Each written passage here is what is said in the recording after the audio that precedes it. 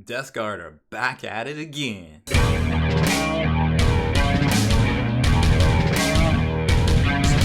Spiky Bits. Welcome back, Hobby Maniacs. I'm Rob Bear from SpikyBits.com, and join me as we go back in time. 2017 was the year. We're going back in a cat tub time machine. Don't let Annie hear that. And we're going to take a look at our 7 best Death Guard unboxings. Because remember, all these Death Guard kits, except for the stuff that's coming out new here in 2021, are pretty recent, strangely enough. So join us as we go back. We downloaded all our footage from YouTube. We stitched it all together. Here I am, future Rob, and you're about to see past Rob. So here we go. Lord Felthius and the Tainted Court. But the rest of the guys here look to be pretty cool. All push fit. All right. Well, I'm down. I got it in my hands. There's no going back now. No takesy backsies. Got some 40 mil bases as predicted by their website. That's easy. Got the sweet green plastic here. Okay. I'm down. I've seen this before in the No Fear, and a fantastic instruction manual here as well. All right. So let's see, what do we got? A bunch of slices, a bunch of dices. All right, they go together one particular way. I can get behind that, but you can switch out the little nurglings depending on what you want to do. Okay, cool. Now this guy looks, oh wow, those flies, those are little fly wings on his cape. That's kind of neat. The little fly icon there. Lots of pretty well detailed. I mean, it's not going to be as detailed. Nurgle's Eggnog, Man Reaper, not the Plague Reaper, so it's the same weapon as Typhus. And what's this all about? Oh, so that's where his head is. So his head is literally a computer slice there. That's interesting. Okay, all right. I'm not judging. I'm digging it. I don't have it put together. I've learned enough not to judge Games Workshop's models at first glance, because once you get them together, they seem to take on a life of their own outside of what you expected. And here's the Blightlords. So going to be all sorts of different slices here, right and left halves of. This guy goes here based on their socket profile. That guy goes here based on that socket profile. And this, nope, I said that backwards. This guy goes here. This guy goes here. Okay, that makes more sense. Got your axe. Little sassy nurgling. Everybody needs a sassy nurgling on their base. And there you can see the computer slices that go on the bases. We saw that with the Japanese Hero Marines, the exclusive ones out of Japan. So one of those guys is going to have a dope little base. Everybody else can fend for themselves. You just get a 40 mil round and you like it. You get what you get. You don't throw a fit. Is that Jabba the Hutt in nurgling form? What? It sure is. It's nurgling the Hutt. Rah! Bring me Solo in the Wookiee. Alright, let's clip these guys apart. So here they are. All built, push fit, went together in minutes. It literally took longer to clip the parts out than to build the models themselves, which is it's just incredible. I'm really stoked on the level of detail work in here. And, you know, I kind of laughed when we pulled the bases out. I was like, why do they have holes in them? Well, that's why. You literally push fit them into their bases even. How cool is that? Now, Games Workshop overall, I think, did a really good job of hiding the mold lines into the most inconspicuous places on this run of miniatures here. And I really like the detail. I mean, fly wings, like, come on, that's so awesome. Look at all of the crazy wires and just the drips, the oozing pusses, Nurgle's Eggnog ball up here, this crazy guy. Now, this was a little difficult. You have to kind of sandwich his head in to the front right there, so you got to be very careful when you do it, because you could snap it and kind of pretty much no pressure but ruin the miniature completely. But other than that, I feel like it went together very well. These, I didn't even realize I put the wrong arm on the two. They were so identical and so swappable there. And then of course the nurglings actually pop right off here too, so you can put whichever nurgling base on whichever Blightlord you want. But I mean, overall, incredible detail with these guys. Once you get them together, you kind of see where all the mold lines are. Now granted, there's big chunks that you're gonna have to clip off if you're really into that, but I don't mind Games Workshop throwing me a bone every now and then and just helping me get stuff on the table really quick, but then also giving me the option to go as hard in the paint on kits as I want, putting them together all complete multi-part style right there. So that's it. That is the Nurgle Blightlord combo box, Lord Felthius, and the Tainted Court. Up next is the mythic Blight Hauler in a big fatty 80mm base right there, which is pretty cool. The assemblies here, so it doesn't look too bad. One sprue, and this honestly doesn't look too hard to put together. And hey, look at that! But it looks like it's push fit into the base too. Oh yeah, there it is. Again, another one of those kits that goes together quicker than it takes to cut the parts out. A little bit tricky stuff here, lining up the treads and things, but overall it was actually very easy to put together. And then the bottom pieces snap right into the base there, forming your assembly. Now overall, here's about how big it is compared to a Blightlord Terminator. So gonna be, I guess, decently tall there, about what, 2.5, almost 2.5 inches all the way up right there, and roughly about 2.5 long, give or take. So really neat little kit. They are very well detailed in and of itself, and they have all those cool little nurglings. And as far as the Blight Hauler goes, well, there isn't really anything else to compare it to push fit wise. I guess maybe some of the old Black Reach kind of stuff, but at 25 bucks, I feel like regardless of how good it is on the tabletop, we're going to see a lot of these, and it is good on the tabletop. It's a great little go-getter. Cons, I don't exactly like how some of the components in here slot in, peg in, or they're a little bit interchangeable without you knowing. But other than that, I think the detail and the way that they hid the mold lines, once you kind of snap these all together and get them nice and tight and get them trimmed down, will lead quite nicely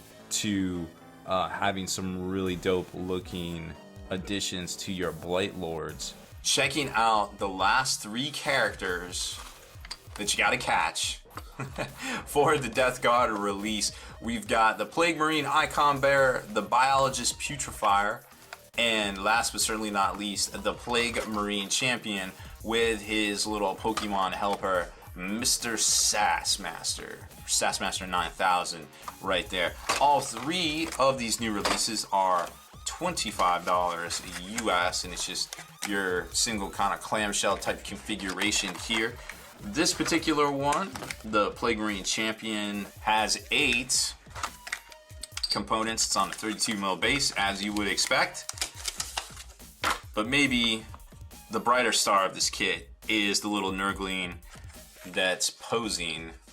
I'm not an anthropologist, but I definitely know when somebody is presenting. So that little guy right there is definitely all about the sass. So here you can see the instructions for how it goes together, front and back torso. Then you've got a selection of heads, backpack, and shoulder pad, but it's definitely a 3D slice. Then you can put the shoulder parrot nurgling and Mr. Sass himself onto the base if you so desire. Now, there's no specific special rules for the Plague Champion himself. He's just an upgrade for the normal Death Guard sprue. But he is pretty cool, and you can give him, I mean, obviously I guess he comes armed with the Power Fist right there that you would come to expect. But hey, it is what it is. I suppose you could give him a Plague Knife or something if you really wanted to, but you can see the back has a little bit of a faux cape. Then he's got his bolter strapped onto his backpack. There's the little wispy kind of Hadouken guy that's holding a ball of what looks to be energy or perhaps poo. A head here that's exposed that has a crazy bone horn, or you could go with the normal head right there with the eyeball. And then you've got Mr. Sass himself, which is a great little bit. If people don't use that, you should definitely scoop it up if you see them picking up this model here. And then the front plate itself with a Power Fist and some chainmail and things like that. So very cool, very dynamic, very detailed kit. It's nice to see what Games Workshop can do. Next up is one of the components of the great grenade bomb, the Biologist Putrifier, highly anticipated kit here. This little guy, $25, of course, a 10-part kit from Games Workshop. Let's take a closer look at that one. Again, as you would expect, it's going to be a front and back with a separate leg separate arm, separate head, and two-part kind of head thing with some hoses, and then the blight racks on the back, which give him that cool grenade ability that everybody's so thrilled about, which we'll talk about here in our rules breakdown, since he actually does have rules. Here he is, closer look at him. You don't need to attach the wiring or the respirator to his head if you don't want to. It's perfectly okay. There he is. But if you want to, hoses go here. You've got the front of your torso, your second leg there that's going to contain the cape. Then you've got your arm, crazy needle gun thing, I guess, separate shoulder pad that you could theoretically change out if you wanted to. You could even change out the arms if you wanted to, I suppose. Then just the racks, I guess, kind of socket in at some point, which we're about to see here. And the front of the torso, all good to go right there. Now, next up, Plague Marine Icon Bearer. But he just looks so darn cool. Why wouldn't you want this guy right here? $25 kit, 5 pieces. Gonna come with your 32mm base. And pretty self-forward kit, front and back. The leg is gonna be on each half, both the front and the back. Then you've got a right arm, a left arm, an actual back to the backpack itself, and that's it. It goes together easy peasy.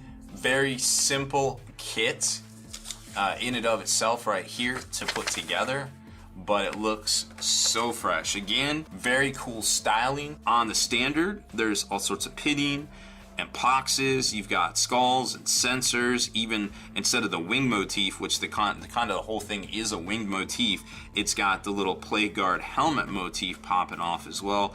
Extra rounds, some wiring on the front here. There's the bolter on the front. This guy's serious business, you can tell with his crotchal plate right here.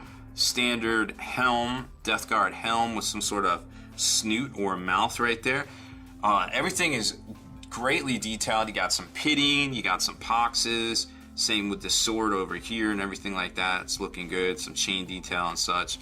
So overall, everything looks pretty fresh. It's just a little unconventional with the extra piece there for the backpack that's going to be going in there. So for $25 each, you're definitely going to want to pick and choose which ones you get for your army. But hey, we got a tank. It is one kit with 2 different weapon options for the sponsored mounts, and that is it, believe it or not. But like I said, incredibly well detailed. A lot of work went into creating this kit, and it will take a little while to put together. There you can see the entropy cannon or the plague spitter itself right there. So it's going to be 2 different sprues. We've seen that in the past, and of course an instruction manual. Now, I definitely was having some flashbacks to the old way Lehman Russes went together with the interior kind of wheels, and then you would assemble some treads around it. As I was looking in here, of course, we didn't have these crazy computer slices like we do now with these left and right parts, and I don't even know with this mortar kind of support thing right up here, but we definitely had stuff like this, like I said, with the old Lehman Russ, where you would put the wheels on, and then there would be tread sections, and those would all get glued on, and then you'd have to put another left and right hatch or left and right half on over top of it, and you almost have like a track guard kind of piece right here, which is really interesting to see. Then you can do the heavy slugger or the rot hail volley gun on the front right there, and then of course you just build up the plague mortar, which seems to be pretty well detailed. It's got a couple different wheel options right there, and then your left and right sponson weapons, whether you want the entropy cannon or the plague spitter. Front cow dozer blade thing, whatever you want to call it. Then you just kind of slot it down into the middle there with a mortar, and that's pretty much it. So as you can see, tons of detail here. You got some extreme pitting, some extreme boxes, some crazy metal stressing right here that goes deep. There's actually some deep cuts right there, great riveting. So you got some chainmail, you got some actual chain itself, more what looks to be riveting, or excuse me, pox. There's like some poxes, some scoring, all sorts of gear heads and things like that. So incredibly well detailed.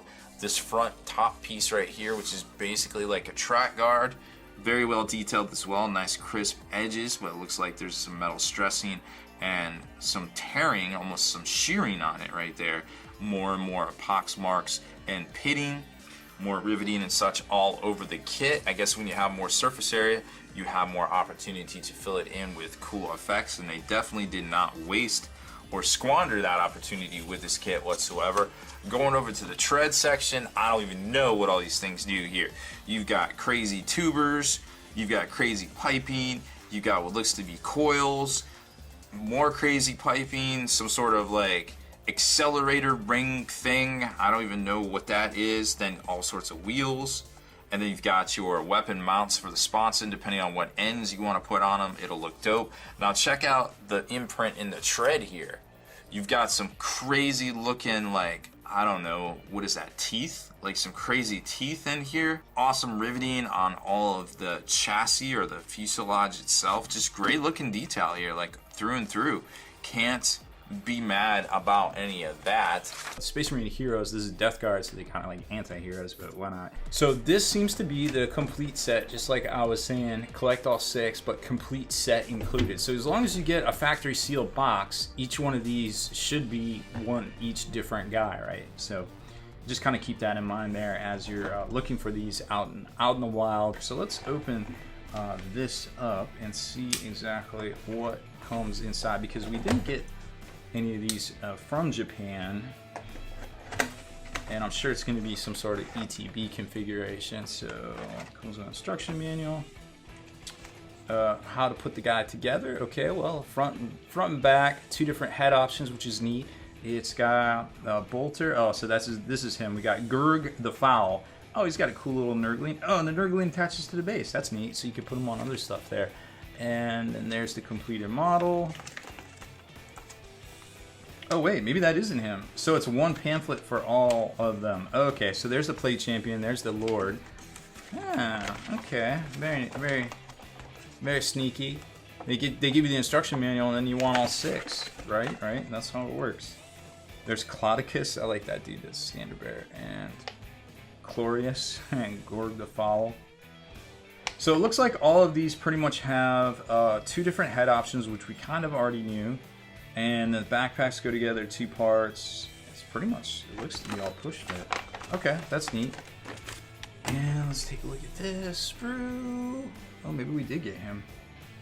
How crazy is that? No, we didn't get him. We got the dude with the grenade here. So, yep, these are all push fit, so they should go together with no problem. Now you can always pop the little pegs off here and just kind of glue it down flush with some super thin Tamiya glue if you prefer, or you can just push fit it all together, which I'm about to do here. And let's see how long it takes to get this together.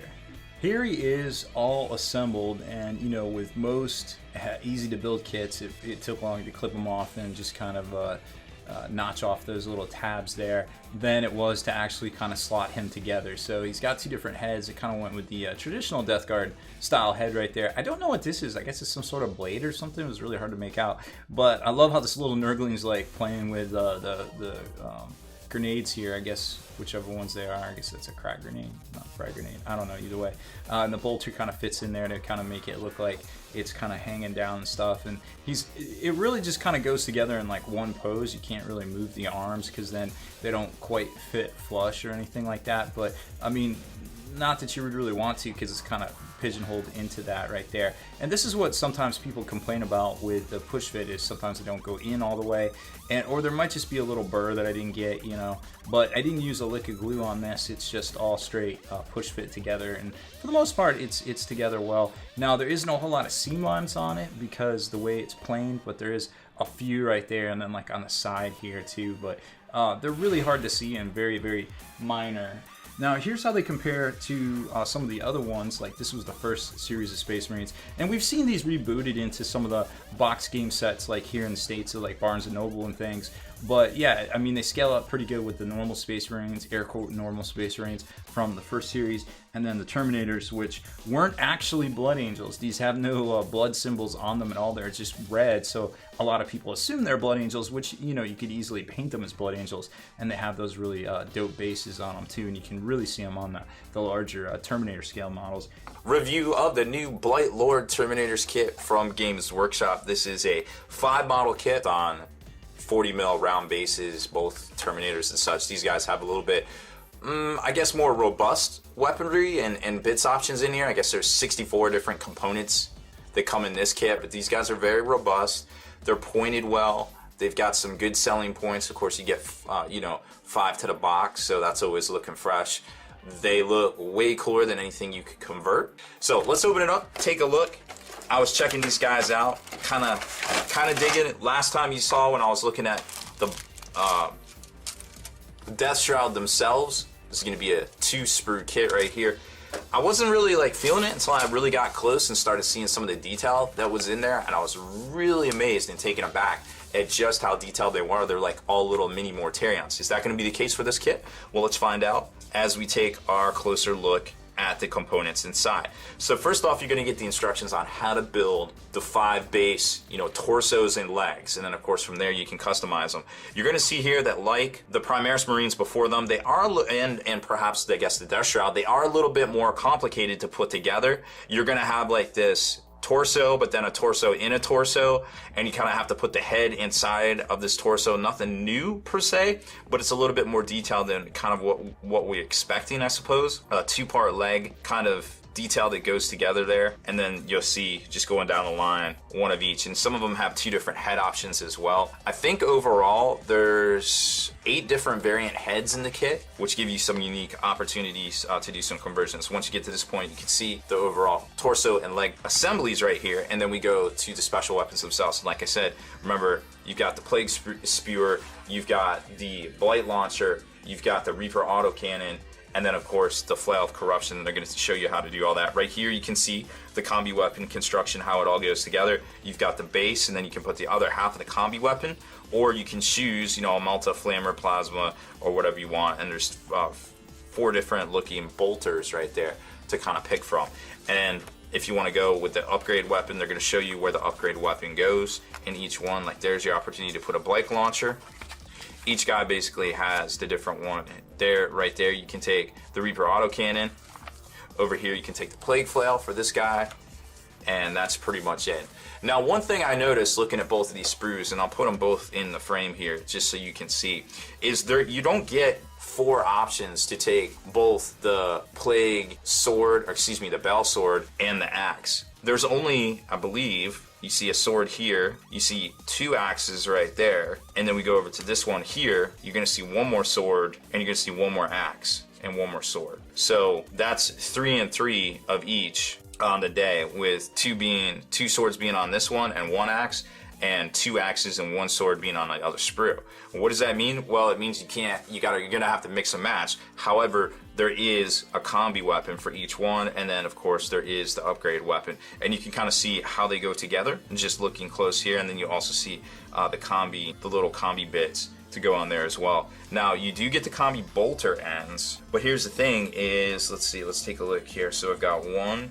We know there's 4 combi bolter ends, so I'm not even going to count those. But I see 1 plasma end, I see what looks to be a flamer end, and this is the Havoc, which I'll show you in a second because that thing's pretty cool looking.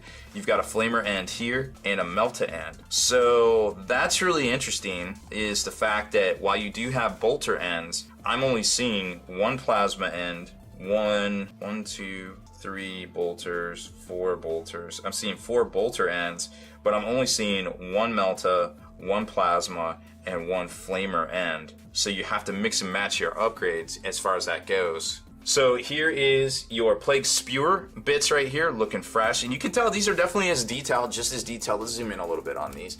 These are definitely just as detailed as the Death Guard. There's awesome, crazy looking pitting in here. You've got all sorts of Nurgly icons, fly icons, all sorts of stuff on the shoulder pads that go up top there. Weapon-wise, they're looking great. Look at all this pitting. Look at all this, crazy cuts in the tabards right there. All these gross intestines and little wiring and things. Really highly detailed chainmail armor right there.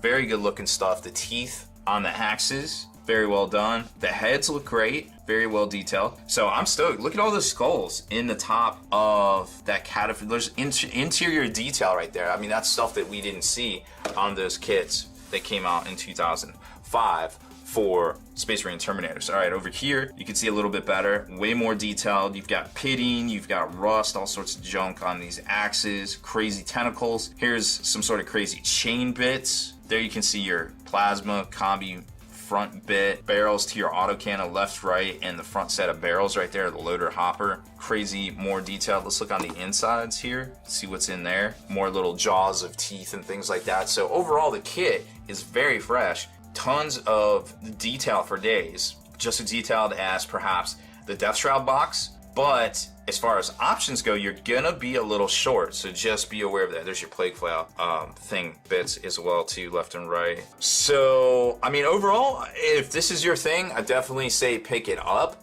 but remember, it's gonna be a little hard to kind of figure out where exactly these are gonna fit into some of the more competitive builds for the Nurgle Death Guard, but they don't seem like wherever you put them, you'll get some sort of use out of them, as long as you don't sink a bunch of needless points into them. They seem like they could definitely do some work for sure, depending on what your specific needs are for them. So that's it. Checking out the already nefarious Deathshroud Terminator Bodyguard unit. These are in fact 40mm bases, the same size bases Terminators have been coming on ever since 2005 when they converted them over from 25mm to 40mm from the traditional smaller pewter models that we all have. As you can imagine, that was met with a lot of resistance back then as well. But let me tell you what, these models look beautiful. At first look. Now, once we start getting in here and start looking at some of the design of how they go together, you'll see that they are very statically posed, and you don't have as many head options.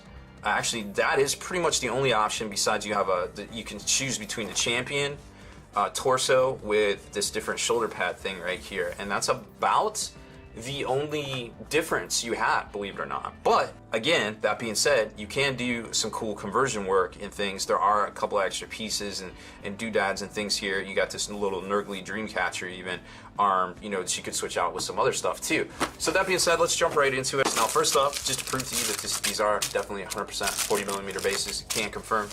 Here's the Deathshroud themselves right here. And like I said, well, they go together interestingly. They're way different than the Cataphractii Terminators out of the Calth box. They're computer sliced, of course, a little bit more so than you would expect from what's supposed to traditionally a multi-part kit. You do have your left and right legs, and you have your front and back torsos, but then it builds out, and this is probably because of the little destroyer, mini destroyer hive thingamabobbers, that it kind of builds that out for the smoke effects and things like that, the plague of flies. So you got a cape, and then you got this other piece that goes on here, and then you've got the top, and then you've got your arms and such, and they all link together with the hoses and things from the torso into the Man Reapers themselves. And then you have the little wisp that you can choose to glue on or not choose to glue on. I would definitely recommend trying to paint those separately, especially if you're going to airbrush them. Makes life a lot easier. But another trick I found that you could just base coat them, like say you want to do it like a blue or like a teal or something, you just hit it with your base color, and then if you're going to work it up and wisp it out towards a white or a gray at the very edge, then you could probably try to isolate it some with careful angling. Other than that, if they're that small, I'm not sure that trick's going to work for you, so again, you might just want to keep them off. The Deathshroud Terminator number 2, it has two different head options here, so both of them, you got to put them in at this point, and it locks in with the front and the back torso. The same with Deathshroud Terminator 2. You can't really see what face it is right there, but it tells you the part number 18 and 19, and it looks like there's one with a little bit of chainmail, and then there's another one with multiple eyes, which we're going to see on the back. Again, left and right torso, build up the cape, build up the back piece, build up the smoke chimneys, and there's a little extra piece right there for the arm. And then it gets into the Man Reapers, and of course you got the built-in plague splurters and all those fun and exciting things. And then here's your two options that we talked about. The front normal plate torso with a normal shoulder padded and normal scythe, and then the champion has the crazy Nurgle Happy Mouth. Nurgle's so happy. Why is everybody hating on Nurgle? He's so happy. And this crazy horny arm shoulder pad thing, and then if you see right here on this Reaper scythe, on this Man Reaper, it actually has a chain built in, a chain feature built into it right there. So again, locking your head before you put the front of the torso on, you have to make the choice at this point, and then your left and right legs go onto it, boom, your cape, your top, your smokes, all that stuff right there. You can choose which arm you want. You want just a normal fist, or if you want the Nurgle Dreamcatcher. And then Deathshroud Terminator 3 has about 0 options. It doesn't even look like you can choose the head at that point. You have one head, it is number 34, and you will like it. So I guess you could theoretically put one of the other heads in there if it's looking to the right, which I suppose we're about to see. Not that guy is definitely not looking to the right. That guy could be looking to the right. I don't know. Let's take a look at the sprues here. There is 3 big fat sprues just like that. They're almost self-contained, it appears. I wonder if that's on purpose or not. So here's one of the Terminators. Doesn't look like... Yes, this is the torso that is not the champion, along with a Reaper, your front, or your front back. No, this is your back. That's your front, of course. You got your top. There's your heads, 2 different head options, and the Reaper support bracket thing right there. But you can tell they're designed... I mean, you've got pitting, you've got little bits of chainmail, you've got little scratches, you've got all sorts of adornments on here. This even looks like these bone fragment things ripped up out of the actual armor right there. So they do a good job detail wise. There's the cool looking chain Reaper blade for the champion that looks like it goes onto the heft of a scythe, which is gonna be, looks to be right here on this guy. So they are scattered, they are not self-contained. And then you've got all your wisps and everything, your plate spurter bits, your top of the hives, and all of the different arms and capes and things as well. And then the very last sprue, you can see here the champion front, champion top with the crazy long horny shoulder pad, normal scythe top that you can choose from between the 2 depending on what version you want, champion or non-champion. These guys, I'm actually digging these guys, I'll be honest. These guys are real business. They're the Deathshroud. They're always 49 steps away from Mortarion. We know what we know what they do in game. You know, they're gonna protect your characters. Checking out the newest Primarch on the block, Mortarion, the Lord of Death, for, of course, Nurgle's Death Guard Legion, for the Traitor, Astartes, Heretics, whatever you want to call them. I feel like he's about the same size as Magnus, you know, just all looking at the base and everything. So it does come with a full color guide of what colors they kind of recommend. Boom, there it is. All right, let's take a look at this. So there's that really cool Death Guard symbol, and the man himself, and a little like epic kind of backdrop here with a bunch of different kind of cool terrain. Okay, so guide aside, it's a 2 sprue kit, and it is on 100 mil rounds. This is the same base as Magnus, so you can tell right off the bat it is going to be a little bit of a bear to put together. Not as many crazy tiny pieces from what I saw, but there is little wisp parts that kind of lock into the bottom of the cape, and this is actually what's going to balance your figure onto the base right there. Lots of left and right pieces. There's going to be lots of tubing. There's tubing on his wings. There's tubing on these boots right here. That's looking pretty fresh. Again, little wisps down here that are the bottom of his tabard. So it's almost like there's this mystic smoke coming off his tabard that kind of holds him up. That's literally what you glue to the base, kind of type deal right there. And then the base itself is more detailed than Magnus. It isn't just him stepping on, you know, like a dreadnought. There's actual rock texture. You can put this little Nurgling guy on there if you want, I suppose. You don't necessarily have to. I feel like me, Rob Bear, I'm not going to put all these little Nurgling dudes because that's just more shit to paint. I would much rather spend the extra amount of time painting Mortarion himself. All sorts of chains and things, and there is going to be the little wisp on the chains, which these aren't load bearing, so technically you could snip them off and not have the sensor going out all crazy to the sides and still have a couple more hanging down here in the assembly that you're going to see over here, but you don't necessarily have to. That's kind of just, you know, whatever you want to do as far as, you know, your hobby commitment level right there, because once you start adding all these figures on, you're literally adding more figures on the paint, right? So it is what it is. Again, you know, wherever your commitment level is. Some tubing that goes on the wings right there. Now, I haven't checked this interface. Magnus, technically, you could slot the wings in, and I didn't realize it until after I had assembled mine. So again, there's going to be a little bit more in-depth insight once I get this guy literally clipped out and glued together. Now, we're going to do it in assemblies because we're going to probably airbrush the majority of it. But that being said, you know, that definitely won't cheapen out. We'll have a pretty good perspective for you as far as that goes. And then here's the left and right halves to his the one piece of his arm that's going to be static. There is no shoulder pad bits per se. They're actually kind of built into the arm. Everything's like a slice and dice kind of assembly that we've seen in the past. So this is going to be the static one, and there's going to be 2 different ones that you have to choose from depending on which arm you want his weapons in, which right here you'll see you have to kind of choose at this point where you want to put the lantern and where you want to put silence. If you want to go the way we saw the preview pictures initially, silence in the right arm, you're going to be using this part 48 and 49 over here. If you don't want to go that, you want to forego it, I think it's piece 61 and 62, but you're still going to use the gun and you're still going to use, you know, the silence bits themselves. They're just going to be in a little bit different of an order here, right? Let's see, in number 50, technically they would have to be a different hand too, so I'm wondering if there is a different heft to this. Actually didn't realize that till right now, but there's probably a different heft to silence right there. There you can see the head assembly.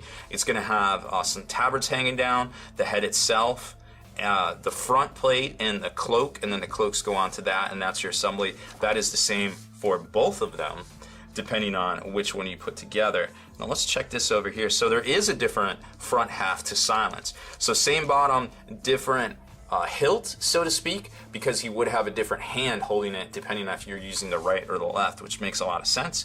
Again, I guess that would be the case for the gun bits too, right? Because you would have to have a different hand holding the gun bits. This is 3C, this is 61, 62, 65, 66. 42, 43. So yeah, it looks like there's two different front barrels, 42, 43, 67, 66, that attach to the hand. So there's actually two different lanterns as well. That's cool.